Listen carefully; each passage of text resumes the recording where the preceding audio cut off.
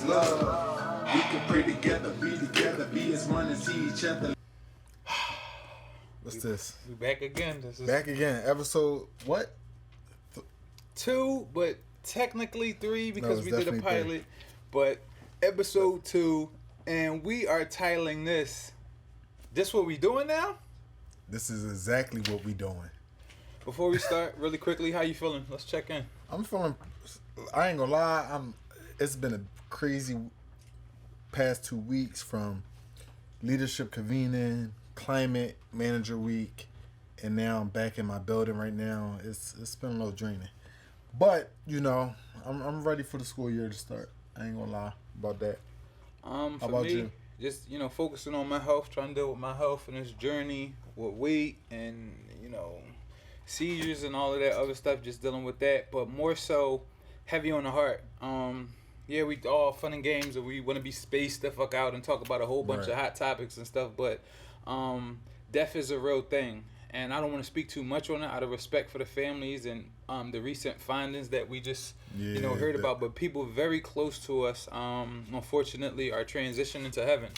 And you never judge God's timing or what's going on with when He calls you, but for those out there, please check on your loved ones. Make sure they're okay. Not just mentally, not just financially, but spiritually, emotionally, and physically.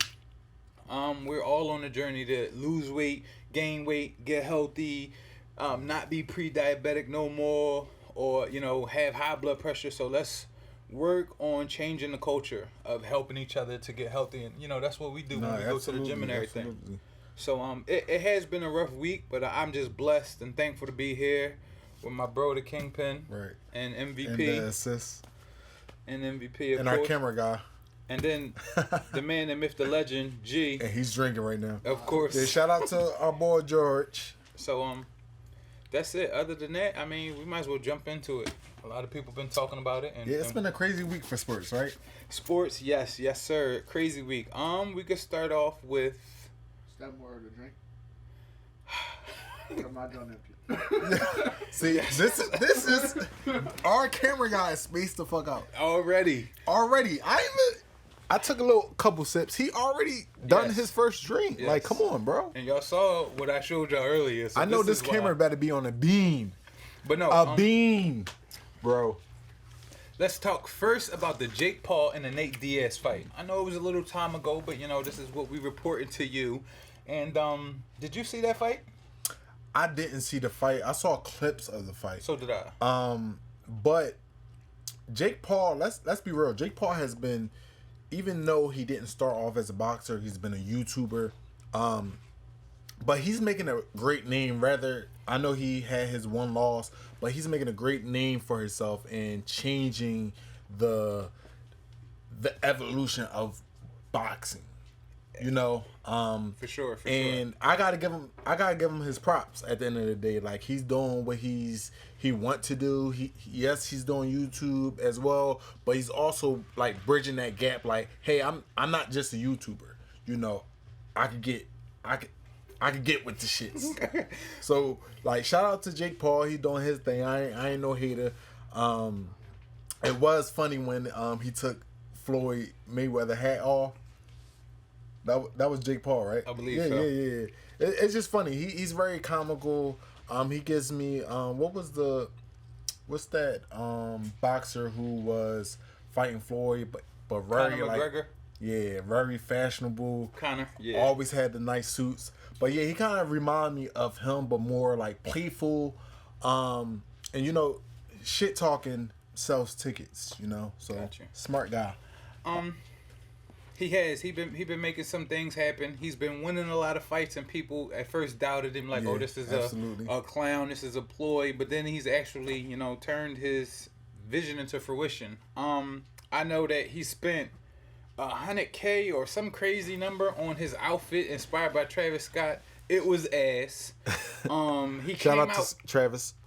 Shout out to Travis. I ain't listened to Utopia yet, but whatever. I did. It was alright.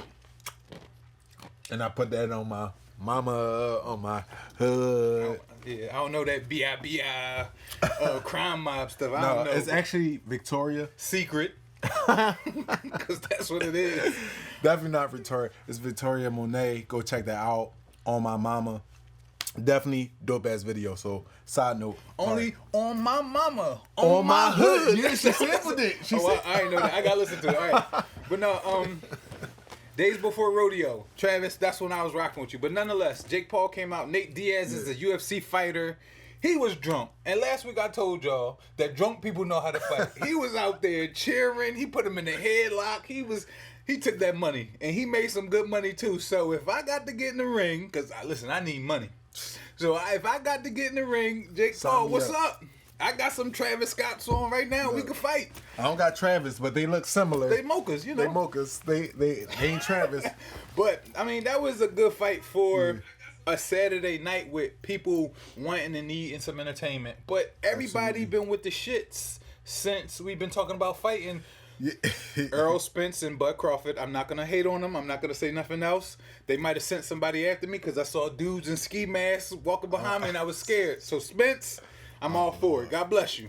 But did you hear about the baseball game with Chicago and Cleveland? I did hear about it, and I actually saw the fight. Like that, they were actually squaring up. Shout out to Ramirez, the Mexicans. Oh Lord, I was. So the thing about it, I felt like it got bent out of shape real quick, and I'm like, I don't even know how it even transition into a fight. But Anderson, he definitely threw his hands up. But if you saw, he lost his balance a little bit. So when he got punched, he fell back. And he had to, like, come back. Like, I think he went to sleep for a little bit. He thought he was what raw dog. Marty Parkman. And listen, the play, he slid. So when you slide, you're not supposed to slide with your cleats or a certain way to injure the other person. So he took offense to that. That's why Ramirez jumped up. And then I think Ramirez, I believe he might have hit him on the head or hit him in his face with the glove because of, the little beef. They taking little shots that you can't get in trouble for. So Anderson got upset and he put his hands up. When you put your hands up, there's only one or two things that's going to happen. You taking somebody out or they taking you out. But at the end of the day, you coming up to me in my face about something that you could have just pushed off. So I'm putting my hands up because you on some bullshit right now. But the competitiveness of the sport led to them putting up hands. And they was squaring up and they was, about to go. And then Ramirez hit him with a Bud Crump. My fault. He hit him with a right hook and it took him out. What did Pop say? You win some, you lose some. But you, what? Live to fight another day. Amen. I don't know if Chicago won that game. Who knows? But I mean, that happened, so everybody was boxing. It even led to something we briefly was talking about that shouldn't have that much coverage because they're making it one-sided. And when I first presented it to you, I kind of was one-sided because of me being a fan of Liz Cambridge, but the WNBA player. But they were facing Nigeria. And the Nigerians, what I read, kept saying that she kept saying, go back home to Africa. And she was calling them monkeys. Mm-hmm. Mind you, Liz says that she's like got an English accent. She's black as well. So she all Black Lives Matter. But if she was throwing that slur out there, she got what she deserved. And in the video, she elbows her, talking heavy. She not only elbows her, she slapped her but multiple times. She did, multiple times. And she slapped her when she was trying to post her up. The girl took offense to it. The refs didn't see it, so the girl took it into her own. The crazy thing is how the refs didn't see that shit. Like, come on, bro. It was right there in front of your face. So the refs are not paying attention to the fucking game because it's the money that come from it. Hey, the girl was wrong. Now she rocked her. She took Liz out. Look. Put her on her back pockets, and none of Liz's teammates helped her. Didn't say nothing. They ain't want them smoke with the Nigerians. Wakanda. They saw the movie. They saw the movie. Yeah, I don't know. Like, I just felt like the girl was getting manhandled majority of the game, and she tried to keep her composure. And was like, dog, like, matter of fact, I'm fucking you up. Right. Like, and she got her hit in. I'm not condoning fighting, and I feel like as adults you gotta be more mature. But like, the referees like put that, like, they were wrong for that. But That was crazy. It was.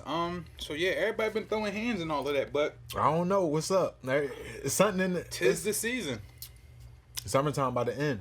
I know they say supposedly Joshua is about to fight the Wilder boy. To this day, or whatever his name is. Hopefully Micah put that to this day. Whatever that boy is who keep getting beat up by Fury. I don't care, but I'm betting on Joshua. So Joshua take him out like you just did the boy the other day in the 7th round. That right hook. Allegedly. But yeah, man, everybody trying to throw hands. I guess it's the end of the season, but football is about to start, so we hype about that. Absolutely. Go for your Eagles. Go Eagles! EAGLES! Eagles! Ruffles. New York Giants, we about to do what we got to do.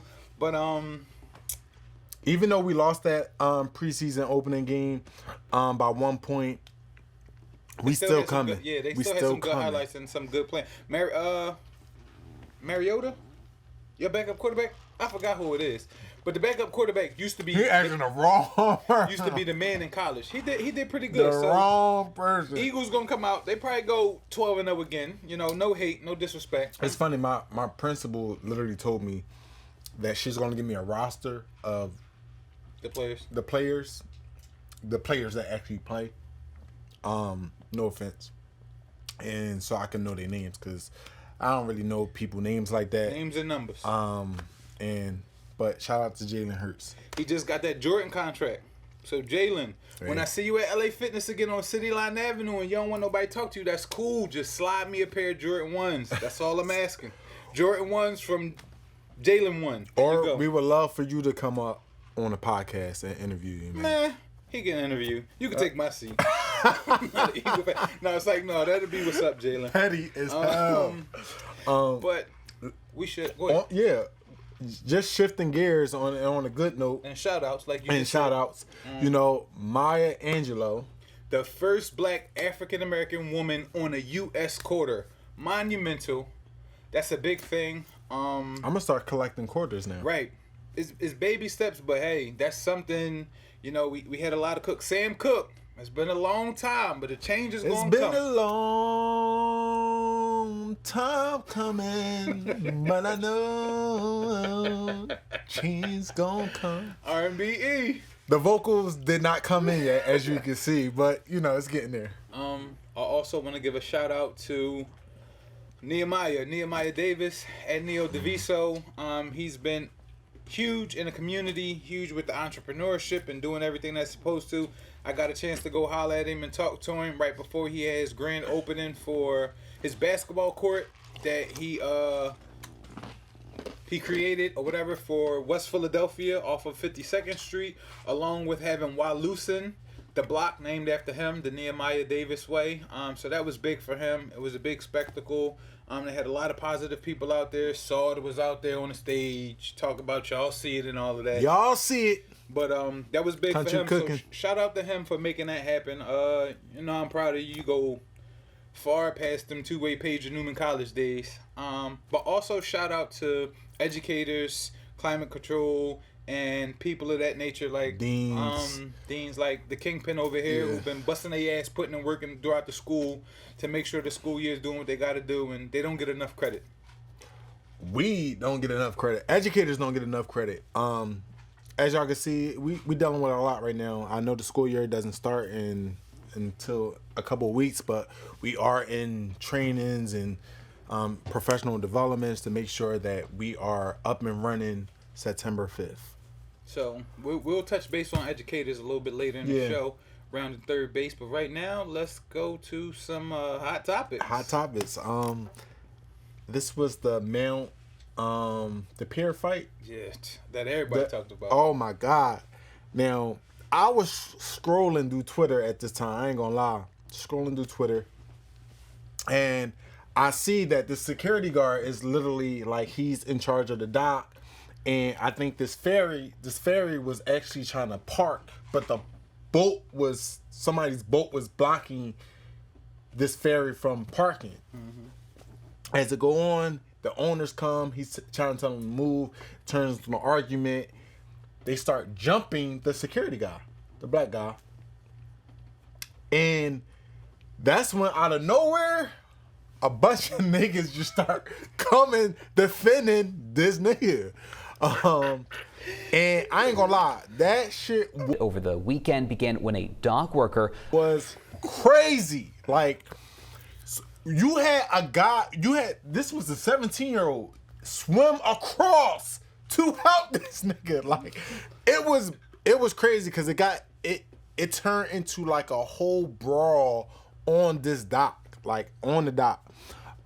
They call that man the Black Aquaman. No, for real. Michael B. Jordan Phelps. They got so many names for this boy. Yeah. And they said his afro didn't even get wet. Yo, that's a good ass afro.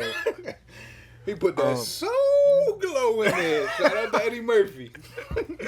But yeah, like, this was probably one of the, you know how the Shade Room do like pivotal moments each month? That was a pivotal moment for the month of August, and August is not even done yet. You're right. We're in the middle. But it also showed that we could come together as a community. Now, granted, do we want to come as a community for violence? No. But they didn't initiate the violence. Like, the white people on the dock initiated the violence and attacked somebody 5 deep, so people came to the guy rescue. And I think it was a good sight to see, just to bring the community get together. They all got misdemeanors, yeah. No Missy Elliott, but shout out to her. Yeah, 50th shout out. anniversary. Oh yeah, shout out to Missy One of Elliott. the GOATs. Yes, absolutely. My take on it is, not to cut you off, Yeah. but it was big in a sense of entertainment, I guess, but of course, African Americans, because I'm not gonna say the N-word right now, Negroes, what they choose to do, they got videos, they got songs. The stock in foldable chairs went up, just like Popeyes and that chicken sandwich, and people really was at the gym with a foldable chair outside, like, y'all take it too far. And this is the people who I wish would, because people was itching to get into that fight. And I don't know what I would have done if I was there. If I'd have saw a female got hit or somebody getting jumped on, yeah, I might have intervened, but this is what they wanted. They wanted this to happen, and they let it out. I mean, hey, it was a civil war. I ain't gonna lie, those chair memes were funny They as are hell. hilarious. Like, they were funny as hell. Chair jitsu. Yeah. And people became creative with the chairs. Even the cop that always talk about self-defense, he even came out with a video to defend yourself from a chair. Like, But that's the crazy part. Yeah. African Americans are so creative. We Yeah. need to build on these platforms. Absolutely. Because we could come up with music videos, songs, dance choreography, defenses, and everything to have this platform. Let's do it in a positive way. yeah, just Black Twitter is just another level of Twitter. Like, I don't know, Elon Musk is not like, I don't think he knows X. I love the Twitter platform, but Black Twitter is definitely a mood, a moment. And without Twitter, like, without Black Twitter, Twitter would not be. It's like BET After Dark. No, literally. And you remember BET After Dark No. when Nelly Tip Drill, 2 a.m. waiting up for that. Shout out to Newman College. Y'all know who we are. Our boy Tory Lanez, man. We switching gears again. Tory Lanez, as we all know, he got sentenced to 10 years in prison for, if I'm not mistaken, it wasn't for the shooting. It was actually for assault. 10 years for assault? Damn. Yeah. So he got 10 years for that. And to be honest, this is just my opinion. Now, I do feel like he should have been held accountable for his actions. I thought he was going to get 5. 10 years is crazy. Like, we got people who do crazy crimes out here. Like, and they get a minimum 5 years for crazy things. Just because he's a celebrity. But yeah, like, I'm kind of speechless about he got a son. I think his son is 5. He won't see his son until he's 15. But he might get out early. Good behavior and all of Good that. behavior. Depends. probation. I really don't have nothing to say about it. Like I said, I don't want to talk about stuff if I don't know enough. And I'm a Tory fan for some things. I don't know what he did, what he didn't. I really wasn't looking into it back then. I just was listening to Tanto Metro and Devontae's remix of Love from Tory Lanez. I wish the best for that man, but Yeah. I don't need the Tory Lanez fans to come trying to cancel us. So, hey man, God bless you. Meg, I know you went through some traumatic stuff. I guess you triggered or whatever, and might be a lot for you. She was triggered. Yeah, so it might be a lot for you. So God bless you as well. But Yeah. you got that player. That's your realm. That's the music. But I just feel like it's a lot of loopholes in the case, and to be honest, that's why the world is so divided on if they are on Megan's side or Tory's side. I'm on nobody's side.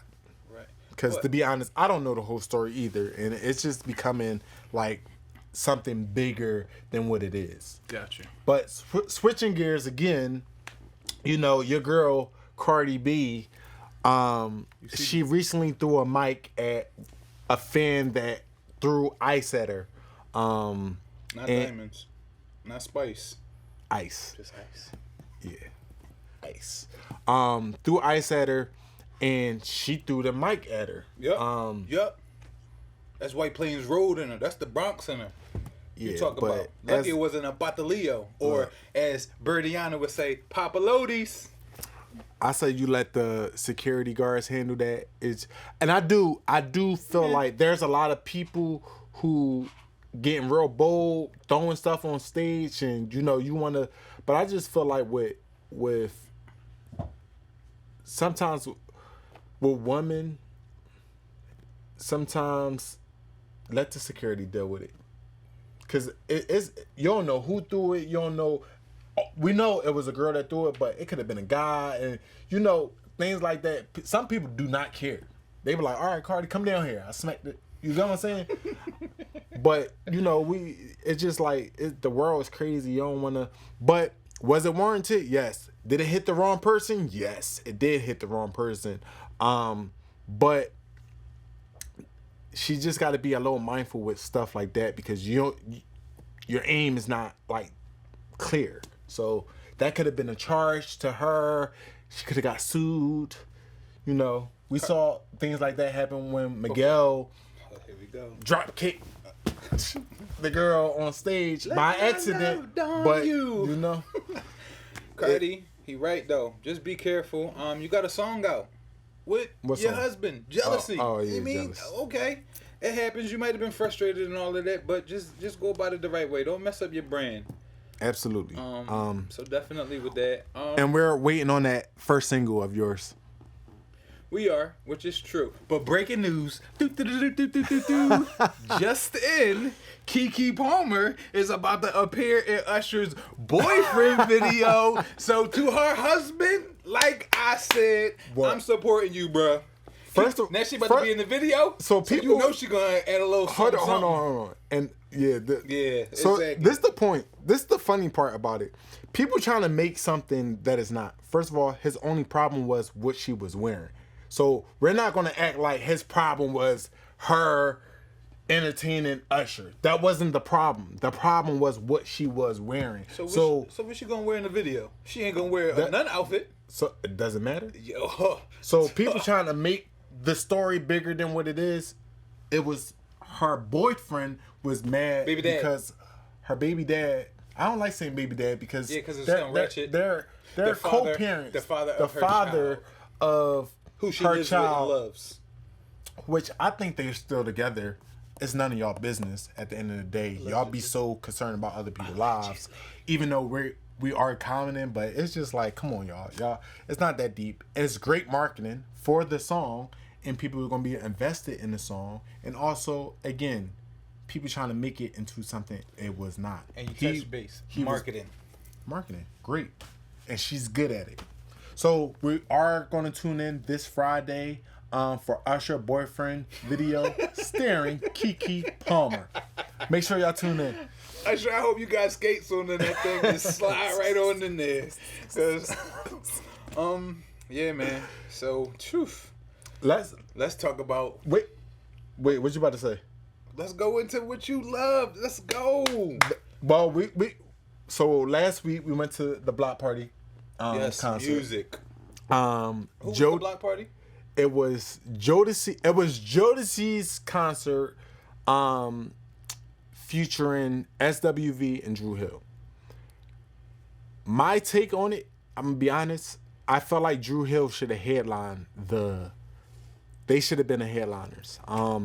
I do feel like Drew Hill set the tone, and then the tone just like slowly went downhill, and it came up, and then it went back down. But Drew Hill, it was constant, and some of their songs had to be cut short due to like the timing and everything. So it was kind of like annoying because Drew Hill has a great catalog, like. And I hopefully they do a versus with somebody, maybe with Jodeci. But Drew Hill has a lot of hits. Although they added like two, 3 members. I'm like, how y'all splitting this damn check 7 ways? But Drew Hill was definitely on point. SWV was good too. But they also sung some songs that weren't theirs. But it also showed like their vocal ability. Cause I didn't know Leela actually, like, I never heard her song. Yeah. And she gave me like Michelle vibes. Mm-hmm. Which was like I love. Coco did her thing, and I don't know the other one. Taj, I forgot her name. I'm sorry. They did their thing, but I do feel like there were down moments. Jodeci, I felt like at moments they were lip singing. And I wasn't too sure if it was live or not or pre-recorded. But they still brought the energy, but I just felt like some of the songs were like, it was like up, down. And then, at the end when they were performing, people were like leaving, because it was like, all right, we're trying to get to the parking lot. And to be honest, y'all going up and down. So, Drew Hill definitely, hopefully they get headline their own tour, but definitely a Drew Hill, a Day 26. I'm putting that in the air. Maybe we get that going. What was your take? Like I said before, I was always team Drew Hill. Arrived a little late, unfortunately, but you only missed like 2 songs. It was towards the end of Beauty, and Beauty is one of the greatest love ballads ever. So I caught the end of that, and I was kind of upset because I kept saying to him, did they do 5 steps? Did they do 5 steps? Did they do 5 steps? And they didn't. I was able to catch it. Drew Hill was amazing. All of them, Cisco, everybody who came out there, they was really singing. They had the crowd, the energy going. We wanted them Cisco to sing Incomplete. Yeah. He didn't sing that. Cisco, you did us wrong Cisco, with that. come on. But the song selections was amazing. He touched base on the verses. They would destroy Jodeci. No disrespect, because Casey, JoJo. But it's funny. It could be. When I was younger, my mom and her friends used to like be on the porch, and all they say was Cisco. Like Cisco was that man. Like he was the originator of dyeing your hair blonde, and red, and all of like that. he was the trailblazer, and still is. And how he was moonwalking, he still got it. Yeah, he still was doing a lot of the stuff that he could do, and I was hyped for Drew Hill. That was the amazing part about it. I know a lot of their songs, Cisco songs, he had the crowd and the energy going, and then they finished off strong and really had everybody in the crowd singing with the stage presence, the smoke. So definitely a shout out to them. I was hyped for them. I was cool with that. It segued into SWV. Now, mind you, I really wasn't a big fan of SWV, but I know at least 6 or 7 songs. So at first it was 3 until they start actually singing songs. And then I know this. And then it came back to me, especially the Michael Jackson ones. But the song Emotional Roller Coaster. Right? Oh, that's not their song. I know, but she covered it, and she did really good with it. And I'm like, damn, I kind of was feeling that or whatever. But Coco, she killed it. Yeah. She got a voice or whatever, and they did some songs or whatever, and Love Will Be Right Here that got us going or whatever. But they kind of ended theirs, like it was starting to slow down or whatever. Then when Jodeci came out, it was all hype for Joe to see, and it took you back to the nostalgic moments of how they used to dress with the leather vest and all of that, and that's what it was. That was it. It was just the leather motorcycle jackets. The one boy with the D Wade Allen Iverson sleeve, he was doing anything. The crowd wasn't responding back to him. They had like 4 songs that I'm like, thank you, I'm waiting to hear this. But then they were singing some other stuff that I didn't know. My heart belongs to you. And Joe to see, God honest truth, I swear I was sitting there laughing at him the whole entire time. I kept thinking about that Martin episode. When Martin just came on stage, and I'm sorry, Joe to see, y'all did good. It was a great show. I appreciated the block party, but like he said, he had his little dream list. I would want it to be Drew Hill. I take Day 26 too, because me and Scrap, shout out to my brother Scrap, we was rocking out with Day 26 heavy, and then you could throw in there, realistically, you could give me B2K. I take B2K to go in there with them. They old like that. They had some hits and some not, immature. You can kind of mix it. I want no immature. Marcus Houston had some hits. Well, just give me Omarion and Marcus Houston then. Icebox and Touch. But the block party was good. We definitely was out of there. And they was tripping outside, but we definitely was the hell out of there. Shout out to where we go, to the Man Center. Nice facility or whatever. Great seats. It was hot, but great seats thanks to my bro. So looking forward to some more concerts and everything. And guess who FaceTimed us during the concert? Well, Drew Hill did for my outfit. They told me to make sure I was doing what I was doing. But who FaceTimed you? Our cameraman.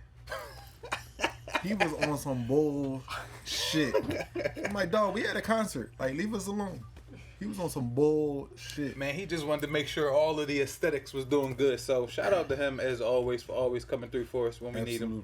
But the block party was all that. I look forward to more concerts. Yeah, absolutely. Like potentially Anthony Hamilton. Potentially. Marsha Ambrosia. Woo, Marsha, remember I met you down at DTLR? That was like 30 years ago. I was like, yeah, it was like 6. Yeah, but all right, let's So this, like, we're shifting gears again. We're going back into the education. Let's go. Coming around third base. So, you know, as educators, we are dealing with so much, and I do feel like educators are underappreciated, underpaid, and undervalued. And as you may know, we are going through a teacher shortage right now. Teacher shortage, climate staff shortage. It's just a lot of shortages because the kids are on another level. And again, it's, as educators, you got to deal with the behavior. You got to deal with educating them, but also being the parent, because again, it takes a village to raise kids. It's all in all, but at the end of the day, it's hard to hold them accountable when you have parents who minimize the authority or discipline and and they feel like they should call the shots. But when they were at home during COVID, and y'all just wanted them to come to school, but now that they're in school, it's like you can't hold your kids accountable because you enable your kids' disrespectful behavior and you enable them being disrespectful to other adults. So it's just like, so what I want to shift gears to is just like, how can we bridge that gap between parents and educators in that trust? How can we build that trust up? And how can we have parents, and what do you think is going on wrong that parents are having that disconnect with educators and authority? Because I do feel like parents are getting younger and younger, right? Like, we starting to see like parents are 30 years old and their child is 15, so they had these kids at 15, and it's just getting lower and lower. And that's why I feel like we're having a lot of these issues, because a lot of people aren't mature or develop, and they just having kids and having kids and having kids, rather than actually raising their kids the right way. But what do you think? I'm gonna let you start first. All right, so Yeah, I joke, yeah, I laugh, but I do have a passion for education. I was raised that way by my grandmother who worked for the Board of Education.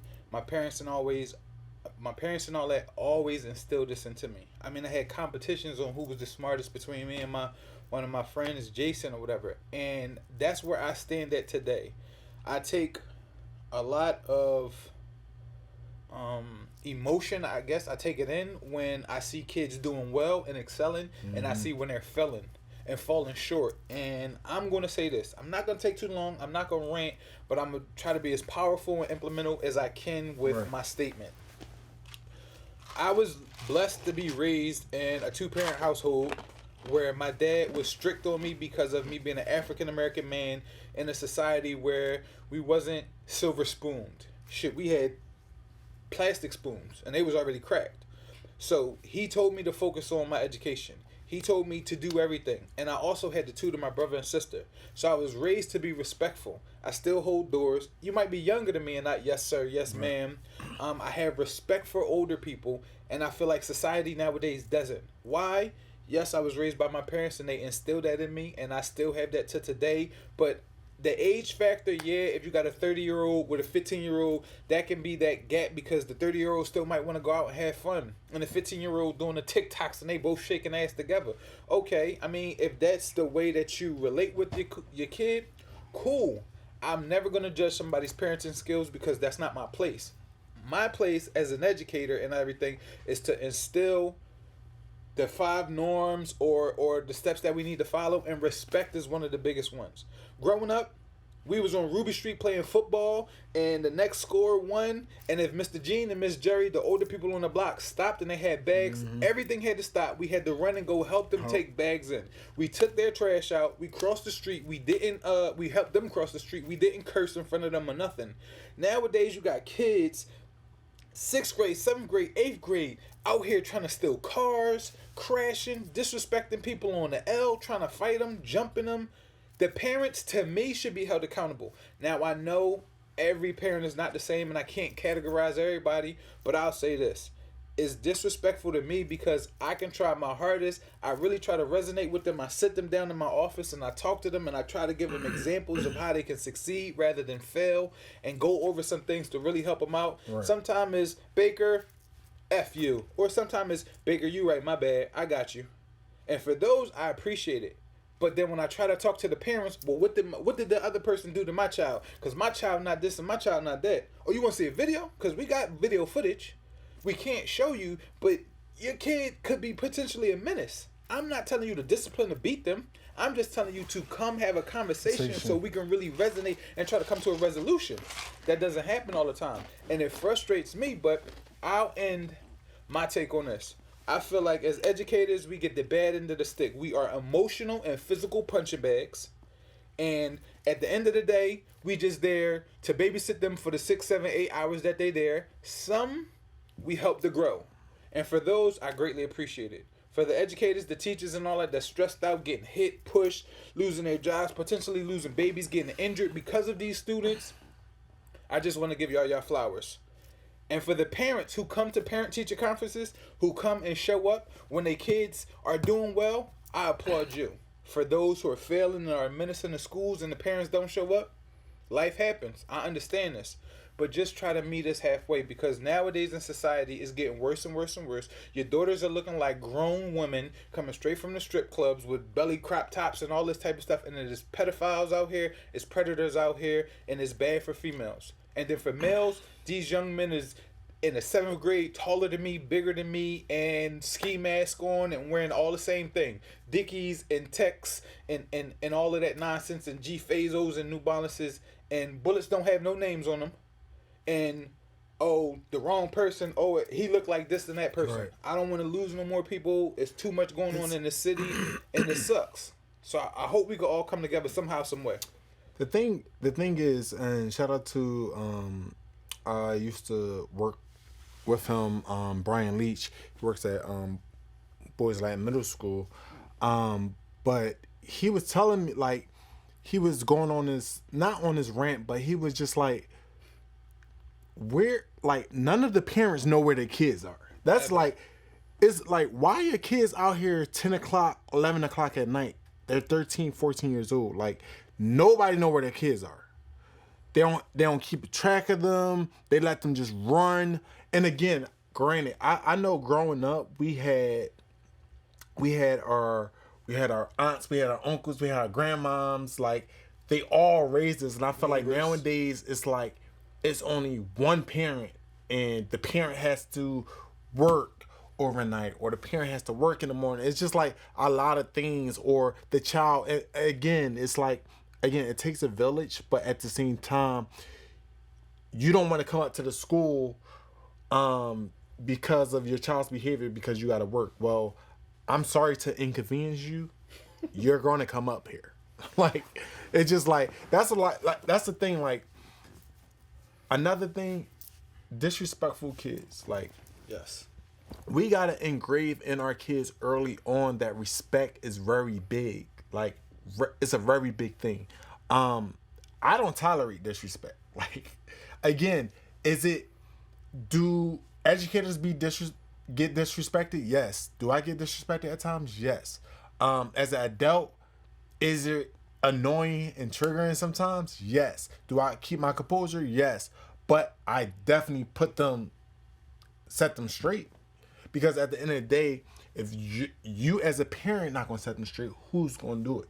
And we don't do it as educators. They just feel like they can get away. And usually, to be honest, when you set them straight, the kids actually have more found respect for you because they feel like, oh, I can't walk over Mr. Young.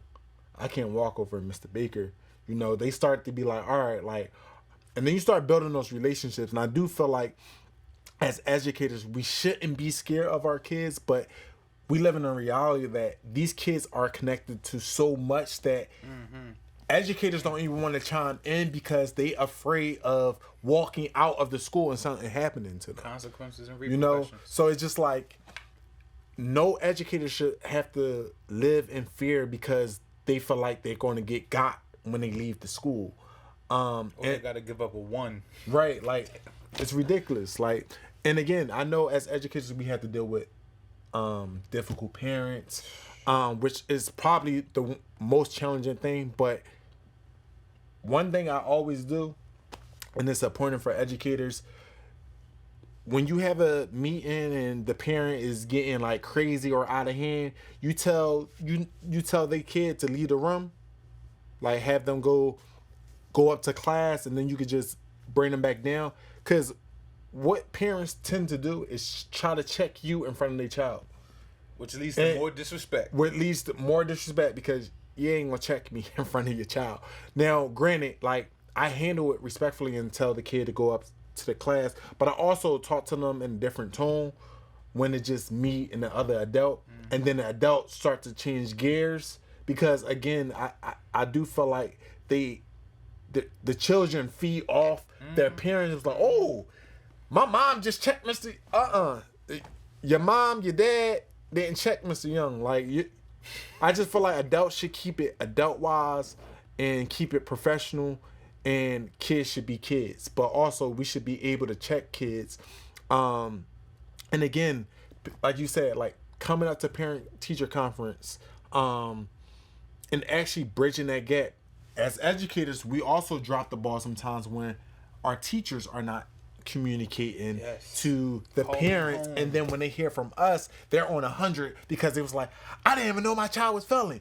Like, it's been 3 months. So again, when we start to bridge that gap and have educators communicate, effectively during the school year, and then as the disciplinarians and the other side of educating, we are not seen as the bad guys all the time. Because I always tell kids, like, the two main things: don't lie to me and don't steal from me. And I can respect you if you're wrong, but don't lie to me, don't steal from me, and then we could get past this. Like, well, if you was in the wrong, we gonna get past this. We gonna figure something out. But that's when I gain even much more respect for you. And then I could, tell your mom, your dad, your grandma, your uncle the story, like, hey, like, I just wanted to let you know I had a conversation with, I'm just saying Omar, I had a conversation with Omar. Omar had a situation downstairs with another kid, but Omar admitted to throwing the first punch. Due to Omar's first offense, he got an after-school detention. I'm just letting you know. But those conversations go better when, you know, the parents like, yo, I understand, like, the Omar apology. You get what I'm saying? But when you on defense mode all the time, like, my child would never do that. How, like, and it becomes like, do you know your child? Like, I don't think a lot of parents these days know their children or know what their kids are getting into, you know? And I think that's the part where we just, like... Fall short. Or this is the last saying that I hate. Do you have children? I don't have children. But I have nieces and nephews, and I'm sure I would do a damn better job than some of y'all are doing. You get what I'm saying? Like, and I mean that with the utmost respect, because at the end of the day, we are like, when you have a child, your precious child, like, you want to make sure they have the same values, to like the respect, the love, the nurturing, the empathy, the sympathy. Like, you want them to have all those core values, and when they don't have those core values, it is a reflection of you. You know, especially when you can't check your child about right or wrong. So again, it's like we got to do better in parenting our kids and telling them what's right and wrong, and telling them, you know, talking with them, having a conversation with them, because we have to know what our kids are getting into. We have to know where they are at all times. Oh, I'm at work, but you in the house, FaceTime me. I'm not playing with you. Like, you know what I'm saying? Like, I just felt like yes, I'm not a parent, but I know I would do a great job being a parent. So once I am, when the time comes, when I'm a father, I'm definitely going to do a great job, because we have to bridge that gap. Breaking news. Somebody expecting. No. But we have to do a better job, you know, raising our kids the right way and actually breaking the generation curse. We always make excuses. Oh, they grew up without a father, or they grew up without a mother. Like, my father wasn't in my life my whole entire life. He been in and out, but he's making an effort now. We're making an effort now, like, to make sure it's a better relationship. But we have to learn how to communicate. And I just feel like nowadays we don't know how to communicate or set our kids straight, and we just make excuses for it. And we need to break that generation curse and stop making excuses and actually do something to change it. You know? I feel like my two biggest things, especially what I talk to these students about, is don't lie to me, and I'm big on apologies. Every job I go to, you do something wrong, or I'm going to make you apologize. Not forcefully, but out of respect. I need you to apologize for what you did wrong, because this is going to build up the morale in your life. Apologize to your parents for me having to call them having to come to school to pick you up in front of everybody, in front of the class, and apologize for fighting somebody for showing your ass when you shouldn't have. A lot of things can be avoided. You're doing it for clout, for TikTok, for what? Was it worth it? That's what I say. Was it worth it? And I sit in these meetings, and parents be going in saying this, and that, and I sit there, I pray. One of my coping skills, I pray. Let them go. They be trying to read me right. I'm sorry, side note. Our cameraman really drinking our drink like it's his shit. You see, I just had one cup. Normally, I have more. Parrot Bay, if you want to sponsor, we had one drink. He had like 5. Here you go. I'm sorry. Like, he turned up. He over here getting lit. This camera, I might have had 10, 12 clips for this podcast. Listen, and that's word to daddy. Word to my mama. What's the joint? On my mama. No, Victoria. Oh, Victoria, I'm on that. Look, he spaced out. You just was hard hype saying that I'm shit. spaced the fuck out right now. Hold on. He don't know. It'll come to him, but put that on my mama, on my hood. I love fly. I love good. Touch my swag. Wish you. All right, go ahead. I just hope that somehow, some way, we can make a change, because educator aside, world aside, we go through another traumatic situation like COVID or whatever, which demoralized the world. It made the kids dumber. For those that year and a half, everybody was on the 5th grade reading level. People couldn't even write in cursive, and that hurt me because parents. I knew kids who was just clicked in, but playing video games, falling asleep, and just using their feet, or the cat just rubbing the mouse to make sure that they were still in tune to class. That hurt me, and as an educator, I just wish the best for everybody. It is kids that I build a relationship with that pull on my heartstrings, and I'm looking forward to seeing a lot of them when I start school next week. Absolutely. I'm happy to see these kids. They done transition to 6th grade. I can't say no names, but he know who he is, who in 6th grade. It's a couple 8th graders that I'm happy for. It's a 7th grader. She know her name. That's all I'm going to say. Ross. But I look forward to seeing them. I just hope that this school year is a good year. I hope I can really be impactful.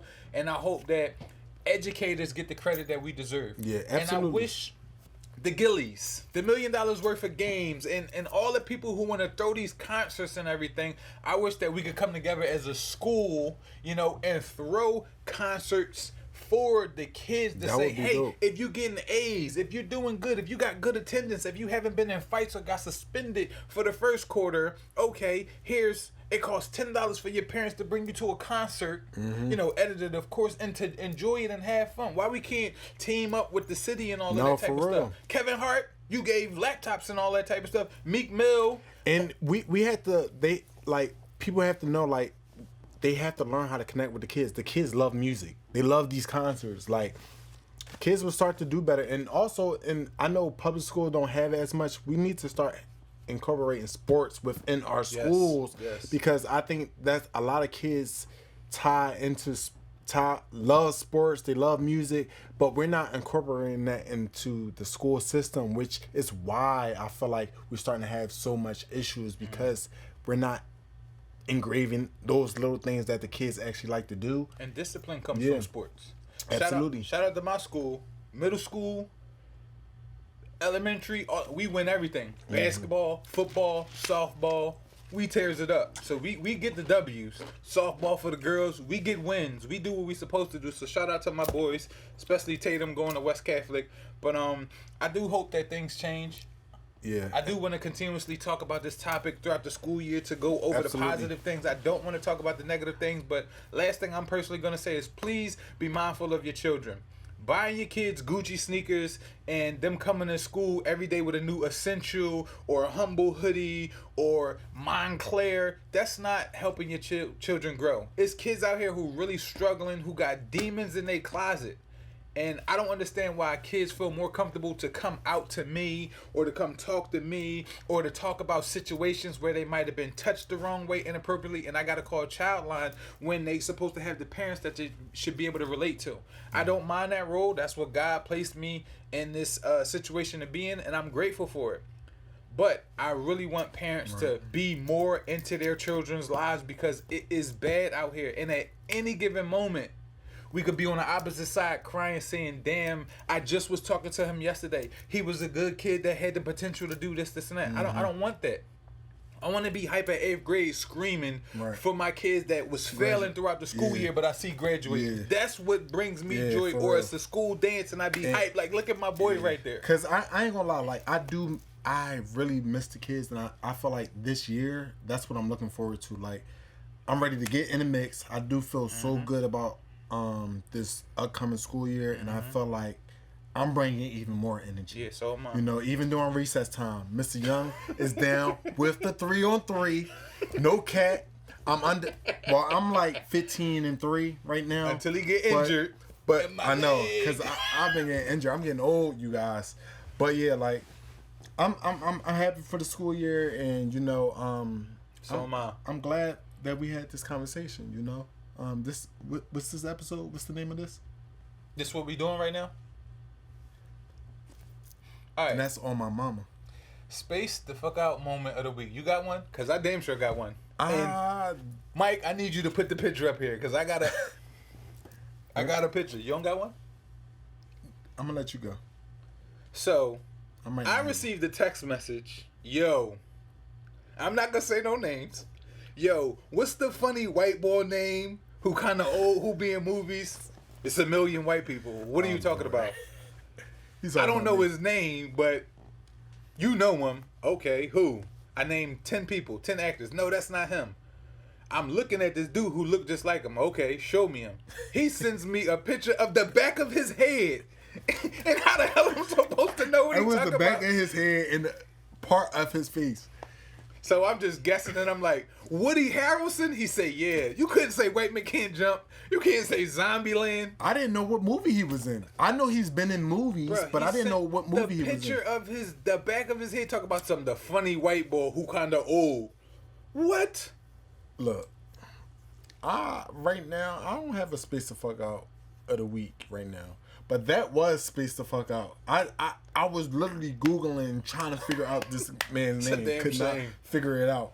I'm gonna let you have it this week. You know, you had the space to fuck out. I'll make sure I'm better prepared for next episode. Appreciate you guys. I'm grateful. Definitely grateful. Did what we had to do. Next episode is definitely gonna be some heat. It's gonna be great. We got a lot of things. So I lined hope up for you can take the heat like LeBron. What do you mean by that? That's you get it. Like Okay, he's on the Lakers. He was Heat. Then the he Cavaliers. was on the Heat. Then he went to the He Cavaliers. was on the Heat. Then he went to the Lakers. He was But on the okay. Heat though. All social media platforms, please follow us, like, comment, and subscribe. Ding, ding, ding. Hit the bells. And hit the click. interact with us on when we post in our story. Like y'all looking at it, but Comment. interact. Please comment. Share. Feel free. You know, I ain't gonna lie. That 6ix9ine and Gunna thing was funny. Shout out to my boy Eddie for that one. And the versus moment. You know. Right. Versus was So definitely a cultural definitely moment. is at SDFO 23 ENT on all platforms. TikTok, we getting some It's some right things here going. on the screen. Yeah, we getting some things going. Our personal stuff is up there. We always coming up with polls and everything to get y'all interactive. I appreciate y'all. I want y'all to comment on there. And we building some momentum right now. So 5th episode, we might have a couple guests on here. So Jasmine, if you watching this, of course, we still waiting for you. Coco Jones, Ari Lennox, if you ladies are watching this, we still waiting for you. Floyd, no, you cool. You can stay where you at. You can come forward. Sponsored by nobody, but waiting on somebody. Other than that, I appreciate y'all. All right.